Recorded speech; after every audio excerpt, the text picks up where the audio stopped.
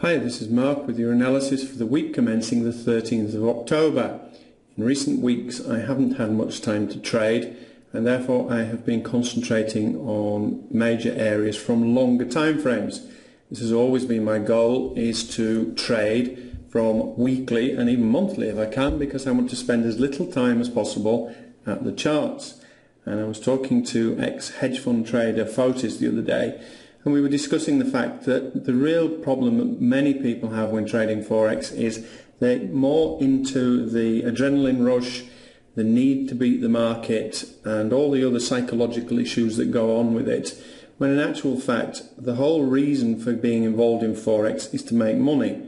And if you can make money from one trade a month or two trades a month, to me that is far easier than sitting there and spending 10 or 12 hours a day in front of a chart.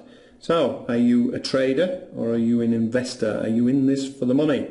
If you're in it for the money, I'm going to show you the main areas that I'm interested to trade. I will then show you other areas that if you're going to trade intraday. Euro USD on a monthly. Now, we had a triangle breakout recently, a couple of weeks ago, and this suggests that this move up here should be reflected in the size of this move, which is 2,000 pips.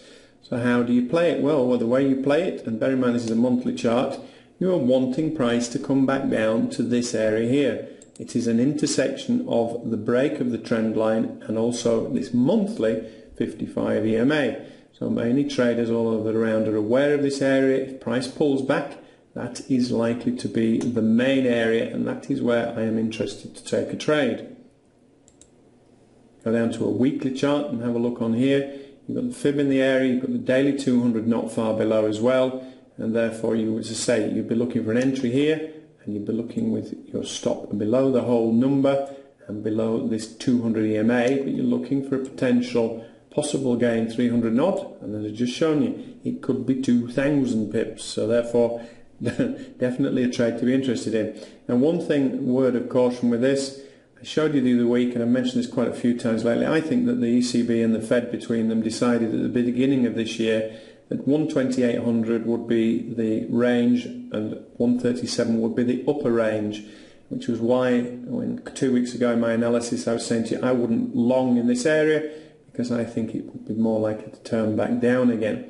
Now if you're going to trade this intraday, then obviously 13500 has been important in the last few weeks. It's a major whole number, and therefore intraday that would be an area to look at. But also get in the habit of putting on your charts lots and lots of areas of support and resistance. For example, 134.67, a strange number. Why the heck would that be important?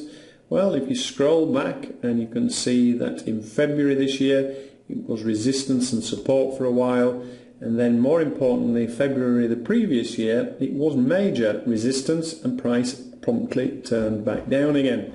So if price breaks an area, you then start looking for the next port of call. Now notice on a lot of pairs price is drying up at the moment, and Monday is not only US holiday, it's Canadian holiday and Japanese holiday, and therefore the markets are likely to be very sluggish. However, there was an IMF meeting all at the end of last week and Eurogroup meetings on Monday as well. So there's a shed load of things going on, and this is why I'm preferring at the moment to zoom out and not get too involved in the choppiness that goes on intraday. So watch your calendars and keep a note of what's going on, but then look technically. Now if price was to come down here, I will be interested. If these Bollingers stay the same, as I said, this is signifying price drying up. This is the 55 EMA, which is mobile support and resistance. So again, anywhere around here, I will be looking for clues to long this pair. Personally, I wouldn't short it at the moment. This is the pound dollar on a weekly chart, and this was a triangle break here, suggested 800 odd pips, and we got the move. I think it was nearly 700 here, which is near enough for me. But that's the theory, as I was just showing with the Euro USD. You're looking for a breakout from an upper area. You're then looking for the next candle to pull back into that area, and off you go. Now we're at a major important area. It's sat on the 200 EMA, and look how important this mobile support and resistance has been going back earlier in the year. Each time it's hit it, it's bounced off. We then broke above it, and of course, as you know, resistance becomes support. You've also got a trend line in here. It's not quite clear on here. I'll show you the daily in a moment. So this is a major key area on this pair. If you're going to trade with the trend, then you start to look for clues to take this back up again from its current position. If you are, let's just show you, well, this is a daily chart with all the paraphernalia on. And just another point I wanted to make here, this is MACD divergence. Remember I showed you 2 weeks ago, and this is the only thing I use MACD for, but this was giving a big clue that even though price was going up in the same area, price was likely to turn back down. Possible reverse, but certainly turn back down, which was why I was saying to you at the time I wasn't going to long up there either. So it pulls back. 160 has been the main area. We then get the move on Wednesday where price breaks through and closes below 160. You then look for the pullback for the short, but you've also got the monthly 200. There's so much going on here. We're just kind of stuck in this tiny range. So if you're going to trade it intraday, what do you do? Well, 15800 was major previous support and resistance. It was messy, but it has been important in the past, and therefore you could wait for it to come back down there. Or alternatively, if you're going to go counter trend, this is the daily, and I just showed you earlier, this is without all the paraphernalia on. If you're looking for a long now, this is the area for me. I will look at the market open. If it gaps up, that would be ideal, and a pullback for a view for a long. I'm certainly more interested to long than short at the moment. However, if price breaks and closes below this area here, and you've got the weekly 200 here, what you look for is a break and a close below, then a pullback, and then a short move down here. And I prefer this over the Euro USD because if it can clear this little lot, then there is more room for a move down. Euro pound. Now, almost showed you last week, I've shown you in recent weeks.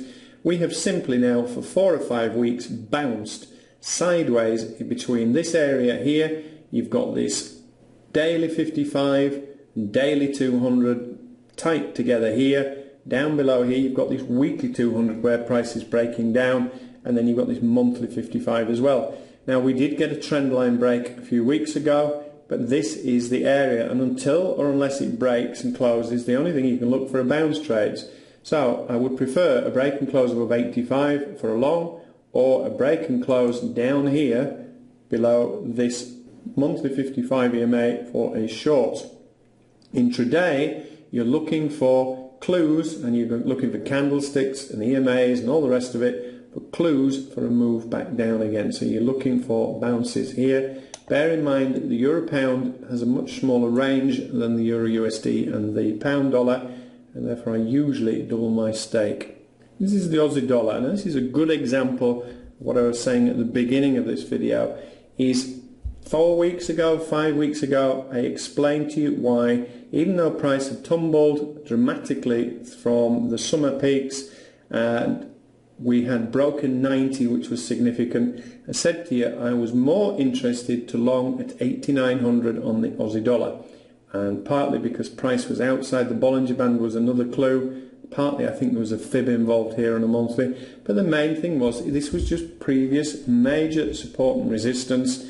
And I explained, have a look back at previous Sunday updates, I went into great detail about this. Had you taken this, you only needed a small stop below the recent low, and you would still be currently in 600 pips worth of profit from one trade taken from monthly analysis.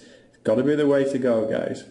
Okay, now this is daily, so what do you do? If you're going to trade anyway, what are you going to do? Well, we have a trend line in place similar to the pound, and therefore you can be looking for moves back up. I mean, a pull back to 9400 definitely will be interesting. It pierces this trend line 9400 and moves up. And thanks to Omar for this last week. I had a look at his analysis and agreed with him. 94 looked a good place for a long, and I caught this on a couple of occasions, and I know a lot of you did.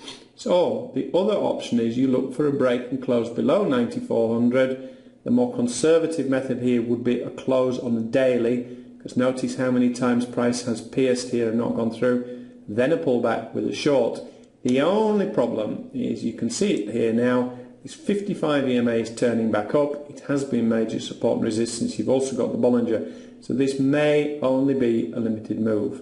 Other options are wait for price to get up here to this monthly 55 and previous major support resistance at 9600. So that is the more conservative entry for me, but also be mindful 9400 is very important. Swissy, another one, said to you a few weeks ago, Swissy had dropped, and even though it was looking bearish at the time and the Bollinger had opened and all the rest of it, I said to you that I would be far more interested to long than to short.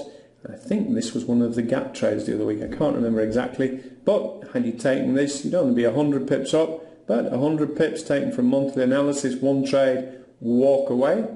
Not a bad way to trade, guys. Intraday, this was the 90, and you had a number of opportunities to enter this here. What do you do intraday? Well, let's just go back to the monthly. Monthly here, look here, you've got the weekly 55 and daily 200, previous major support and resistance on the monthly. Have a look on a weekly, it's more clear. 34.55 have crossed and they're rolling over. So I would be interested to short around 9300 and to long at 90. Intraday, there's lots of other areas in between, but those are the main areas for me on this pair. Dollar yen on a weekly, look at this. This is a major engulfing candle. Previous week was indecision candle. This is strongly bullish and suggests we're on for a run up. However, we're now coming back up to 98.66, which was previous major support. There's always the chance that the Bank of Japan have been intervening here. You've also got the fact that it's the bank holiday. This is very tricky to trade, guys. What to do? What to do? The best way to play it, I think, is you look on a 4 hour, look for clues, potential short back down here, or if it breaks and closes above, then you look for a breakout followed by a pullback. But this is no man's land. This is not ideal trading scenario, and if you're going to be an investor, not a trader, your best bet is walk away and leave it alone. This is the euro yen. 132.00 has been previous major support. I would be interested to long this if price gets down here again, and a placement stop below the 55 EMA. So you're going to be 50 odd pips away, but you're looking for potential gain up here of 250. So you're risking 1 to reward of 5. It's a no-brainer. That is the main area for me, and I certainly prefer that over the dollar yen at the moment. Just adjust the fibs. Nothing really to help us too much, although this bottom fib now is probably too low. Well, we got 50% fib in the place now. Now you could say, well, you just made that fit. Yep, I did. And the great thing about that is that if other people have done the same, then that's what gives fibs importance. People are looking in the same area and you're trying to go with the herd. I wouldn't touch it in its current position because it's already made 2-3 days a decent move. I need a pullback. If you're going to trade it intraday, then perhaps consider here. But conservative entry, back down here. Aussie dollar yen, I was saying the other week, we're looking for pullback for 90, we didn't get it. We have a trend line in place again. I would only long this pair. Area of interest on this one is 9200, which will be an intersection of the 200 EMA and this daily trend line. If the trend line was to break, then it not for me. I'll stick with my original plan, only going to go long. The CAD, the dear old loony. The last 3-4 weeks I have had 4 winning trades out of the CAD, and that is unusual. The CAD is a nasty pair often, but it doesn't show here. I think this was a gap at the open, and I'd shown you in a previous live video taking this here, and I showed you why I was looking for pullbacks to the 200 EMA on the weekly, and say it worked 3 or 4 times. Last week, because the EMA was 278, I put my order at 290, and the flipping thing missed me by the spread. About a pip or so it missed it, and it then went 100 and odd, which is frustrating. But this is still the main area. And again, talking of old trend lines and old lines in place, this has been on here for months. Where did price stop? To the pip. That's a strange number, 104.20. Why? Because it did it lots of times in the past, and therefore lots of traders are looking. So longs, shorts, that is what I will be looking at. Okay, are you going to be a trader or are you going to be an investor this week? Have a good one. Bye.